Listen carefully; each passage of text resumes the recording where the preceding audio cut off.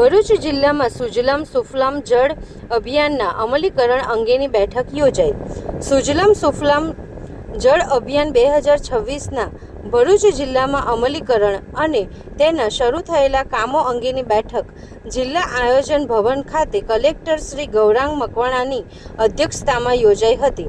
બેઠકમાં એનજીઓ અને CARના સહયોગથી આગામી ચોમાસાના ધ્યાનમાં રાખીને જળ સંગ્રહના કામોને વેગ આપવા અંગે વિસ્તૃત ચર્ચા કરવામાં આવી હતી. બેઠક દરમિયાન જિલ્લાના કલેક્ટરશ્રીએ વિવિધ કચેરીઓ દ્વારા રજૂ કરવામાં આવેલા આયોજન અને અત્યાર સુધી થયેલી કામગીરીની ઝીણવટભરી સમીક્ષા કરી હતી.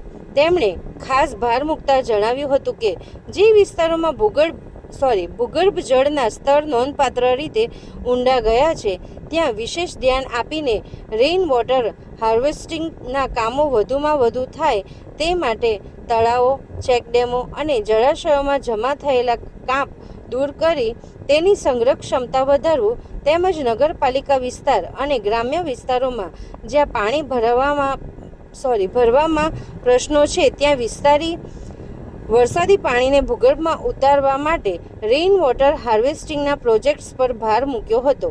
ઉલ્લેખનીય છે કે વરસાદી પાણીનો સંગ્રહ થાય અને ભૂગર્ભ જળ સ્તર વધે તે ઉદ્દેશ્યથી 31 મે 2026 સુધી સુજલામ સુફલામ જળ અભિયાન અંતર્ગત ચોમાસા પહેલા તળાવો, ચેકડેમ વગેરેની સંગ્રહ ક્ષમતા વધારવા ડીપનિંગ અને વગેરે રેઇન વોટર હાર્વેસ્ટિંગના કામો હાથ ધરવામાં આવ્યા છે.